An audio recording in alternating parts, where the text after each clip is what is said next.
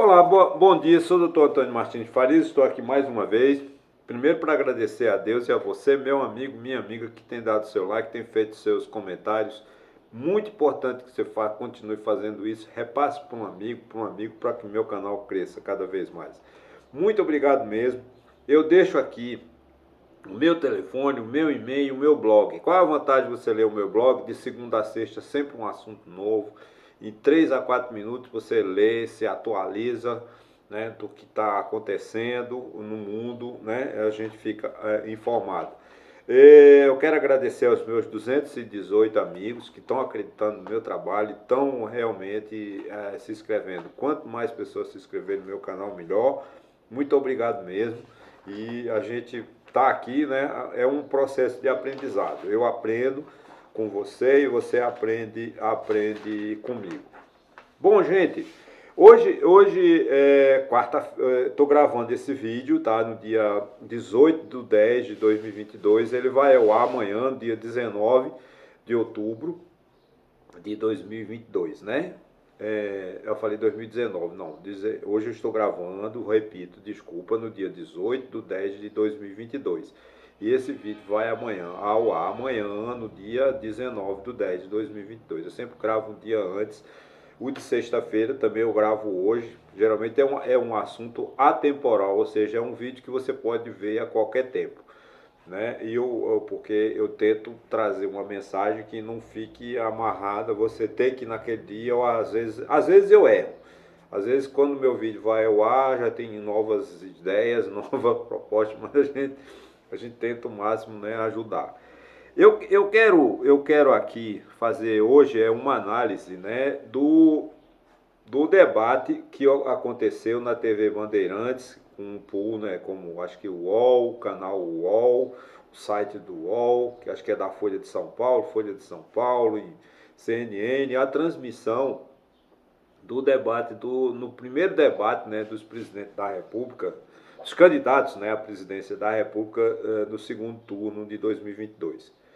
Compareceram lá o Lula e o Jair Bolsonaro. Foi um debate assim diferente, porque não foi aquela pergunta 1 minuto para réplica, 1 minuto para tréplica, que amarra o candidato e ele não tem condições, né, de responder. Não, os candidatos trabalharam, né, administraram o tempo, né? Só no segundo bloco que foi 1 minuto e meio para cada resposta, mas no primeiro bloco, no terceiro bloco, os candidatos tiveram a oportunidade de escolher o tempo, administrar o tempo, 15 minutos para cada, e também, né, sem a interferência do apresentador, ou seja, do mediador do debate. Foi um debate, nesse aspecto, muito bom, eu tenho que reconhecer, né?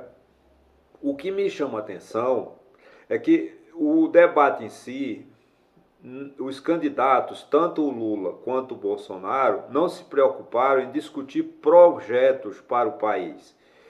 Um tentou desmoralizar o outro. O Lula tentou desmoralizar o Bolsonaro tentou desmoralizar o Lula. Ficou isso durante 30 minutos, durante 1 hora, durante 30 minutos no primeiro. No segundo também as perguntas foram assim, um agredindo o outro. No terceiro bloco, né, eu acho que o Lula administrou mal o tempo e ficou, né, deu 5 minutos para Bolsonaro atacá-lo de forma cruel, e Bolsonaro atacou mesmo, assim, como se fosse uma luta de boxe, né? Ele atacou da parte inferior, que é proibido, né? Mas ele atacou mesmo. O Bolsonaro realmente, né, como assim, se fosse numa luta de boxe, mais uma vez, né, acho que ele tinha nocauteado o Lula.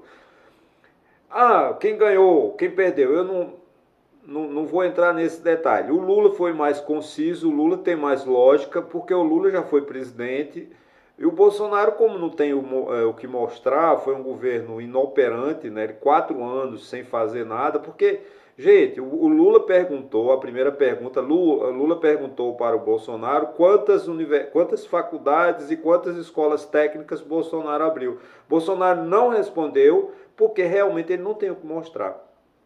O projeto de Bolsonaro, no final, foi o quê? Gente, é o tal do Auxílio Brasil, que ele aumentou de 400 para 600, né, até dezembro.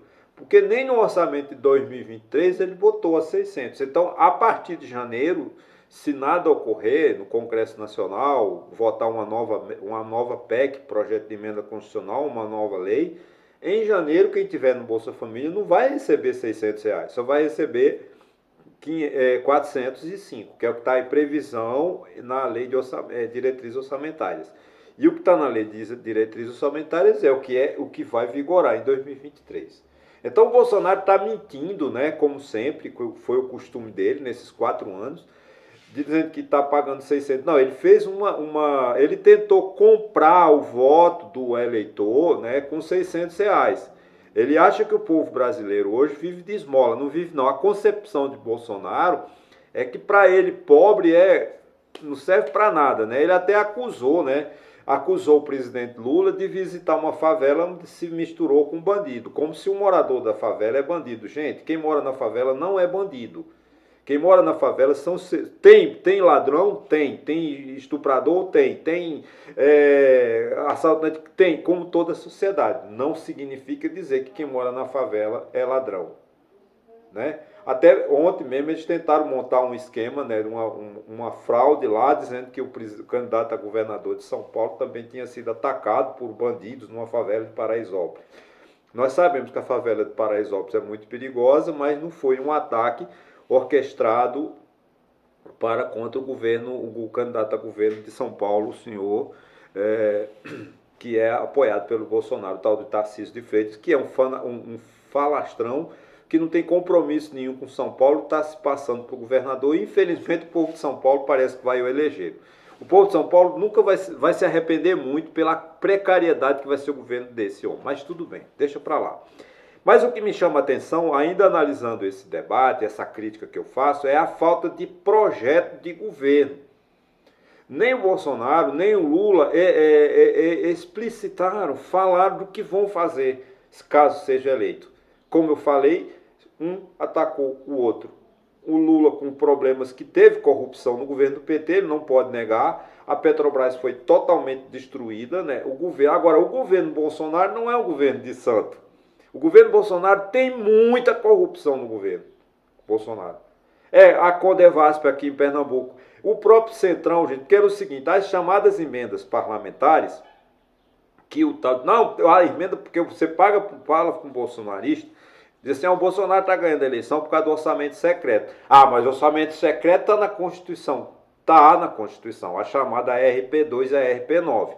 Que o governo desvia 20 bilhões, 19 bilhões para deputados que apoiam ele no governo, né, que mantém o Bolsonaro no governo, senão já teria caído, né, como caiu Dilma, como caiu Collor em 92 e Dilma em 2018, 2017, né, por falta de apoio no Congresso Nacional. Mas o que é que o Bolsonaro fez? O Bolsonaro se candidatou em 2016 dizendo que ia fazer a nova política. Ele não fez nada de novo, ele pegou e disse... O Centrão me socorre. Eu te dou o que vocês querem, mas vocês não votam o meu processo de impeachment. Então o Bolsonaro cometeu crime e nada se foi feito. Agora não adianta mais fazer, porque já está no fim, só falta 2 meses ou 3 meses para ele terminar o mandato dele. Espero. Né? Se ele for reeleito, é a vontade do povo, eu tenho mais é que me conformar. Né? Mas imagine, quer dizer, as emendas, as chamadas emendas parlamentares, ela tem uma desonestidade. Elas podem sair de Brasília, quando a Secretaria do Tesouro manda esse recurso para o Ministério da Fazenda e ele acredita esse valor na conta do Banco do Brasil, do deputado X, do deputado Y e tal, ele deposita 2 milhões para a saúde. Só que quando chega na ponta, a corrupção é muito grande. Você vê, essa semana a Polícia Federal prendeu no Maranhão, no Piauí, pessoas que estavam falsificando, né, entradas de pessoas nos hospitais. Né? Tem cidades no interior do Mato Grosso, foi feita uma denúncia pela ex-candidata, né, do MDB, a senadora Simone Tebet, dizendo que a cidade arrancou mais de 200 mil dentes. Quer dizer, a cidade é uma cidade dos banguelos, que são informações que eles entram no SUS, não atendem a população e gastam milhões com saúde. Gente, O povo está morrendo de saúde por falta de médico o Ministério da Saúde gastando bilhões com a saúde. Por quê? Porque são as chamadas emendas parlamentares, que são desviadas, são superfaturadas. Um trator que custa 200 mil, 300 mil, está sendo faturado por 600, por 800. Um ônibus escolar que é vendido na fábrica em São Paulo por 200, 300 mil reais, eles estão sendo vendidos por 800 mil reais. Então, há esse desvio, né? Então, as emendas parlamentares, o chamado orçamento secreto, é um horror. A gente tem que trabalhar e combater isso. Porque ele, na ponta do sistema, ele tem a corrupção. Ela é honesta, está na Constituição, mas no final ela tira esse desvio, né? E aí, para concluir, insistir que esse debate não teve essa proposta de trabalhar o país do futuro. Porque, gente, nós temos que... Uma eleição não é uma disputa de quem é honesto e quem é desonesto. Porque no Brasil, a corrupção ela já virou uma coisa comum. Não adianta mais ficar combatendo corrupção, porque a corrupção ela foi aceita. Quando nós elegemos Bolsonaro, com uma promessa de ele combater a corrupção, o que ele fez? A primeira coisa que Bolsonaro fez foi colocar lá o Aras na PGR, para quê? Para acabar com a Lava Jato. E você vê o resultado da Lava Jato, né? O resultado da Lava Jato, o juiz Sérgio Moro agora está auxiliar assessor de Bolsonaro. Quer dizer, cadê a imparcialidade desse juiz? Nenhuma. Então, a Lava Jato teve o seu mérito. Eu fui um dos críticos da Lava Jato durante muitos anos, via que ela não tinha muita concretude, porque ela desrespeitava-se os conceitos judiciais, desrespeitava-se a Constituição em nome do suposto faça-se justiça. Não, gente, a gente tem que fazer justiça, mas não cometer injustiça para aparentemente dizer que está fazendo justiça. Isso é errado. O direito tem que dar direito a quem tem. Se ele é meu inimigo, mas ele tem direito, eu tenho que reconhecer. Tá? Então a Lava Jato teve esses defeitos e agora está mostrando que... Né, e o governo Bolsonaro também não é um governo santo. Tem corrupção no governo Bolsonaro, tem corrupção no Ministério da Educação, o ministro da Educação foi preso. Teve a corrupção da... eu não paguei um centavo. Gente, não pagou porque foi denunciado, mas ele ia comprar a tal da Covaxin, ia ser 50 ou 70 milhões de dólares que o Brasil ia pagar para uma empresa lá, não sei aonde, em Singapura, que não ia entrar uma dose. O relatório da CPI, vocês podem, o pessoal do Bolsonaro pode até dizer que, como o Bolsonaro diz, a CPI de mentirinha. Não é não. É a melhor CPI do século XXI. Não haverá outra. Foi um relatório, eu li. O relatório tem 1.295 páginas. Eu li. Tem muita prova de ilicitude, de incompetência desse governo. E isso acarreta o quê? Acarreta, por exemplo, hoje, né, estava lendo uma pesquisa na Datafolha. Vocês vão ver como vai se encaixar o meu diálogo. Estava lendo uma pesquisa na Datafolha que aponta que os jovens entre 15 e 29 anos terão muita dificuldade na próxima década, pois não dispõem de perspectivas. O Brasil está parado. Qual é o projeto de Brasil? Nós não temos. A indústria caindo os pedaços. Nós não crescemos na forma da indústria. Nós éramos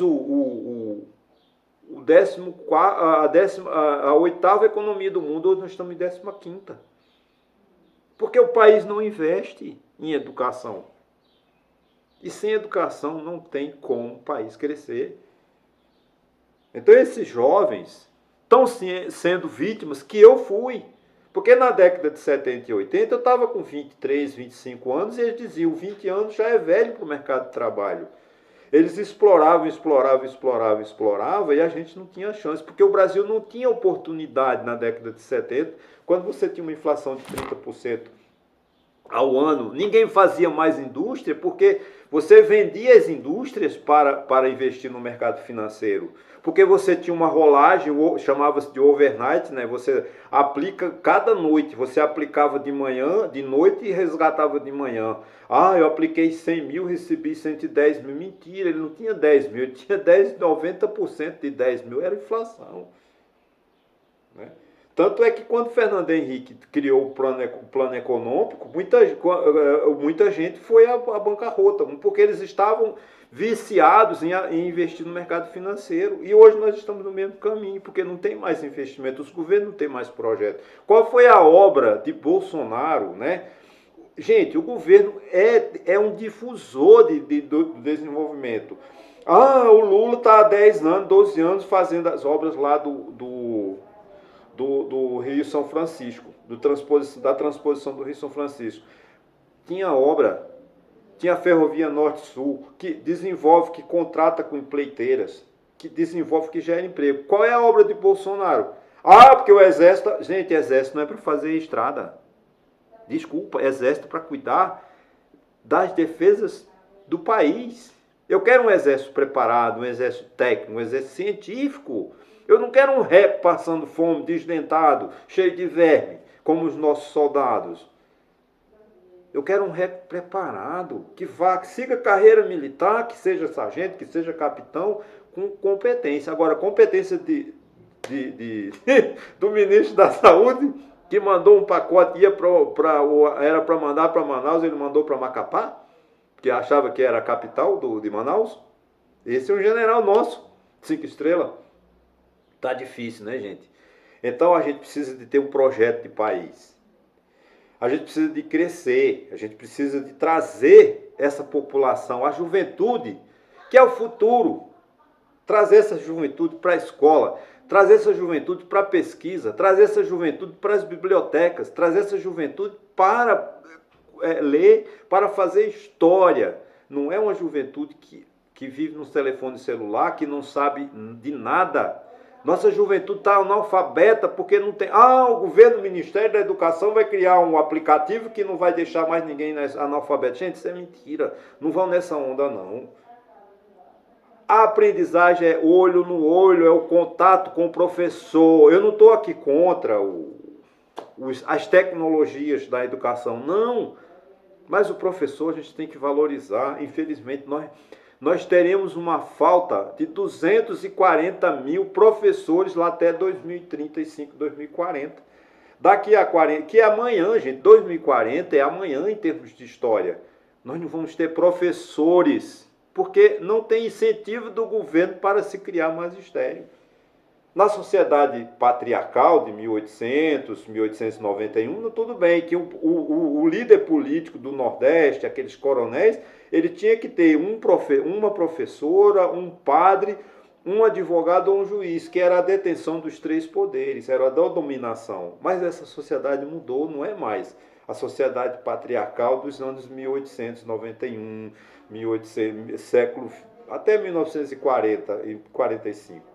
Então a gente precisa de investir em educação, porque o povo está numa situação muito difícil, o país está cada vez pior, cada vez mais triste. E eu estou acabando esse vídeo em homenagem, então parece que uma banda de música está passando aqui, tomara que ela acabe, por sinal um parabéns, muito interessante. E não sou parabéns, eu fiz um vídeo de parabéns hoje, a homenagem aos meus avós, mas não é esse, então... Muito obrigado a você, desculpe esse barulho externo, mas eu não tenho como dominar, tá bom? Muito obrigado.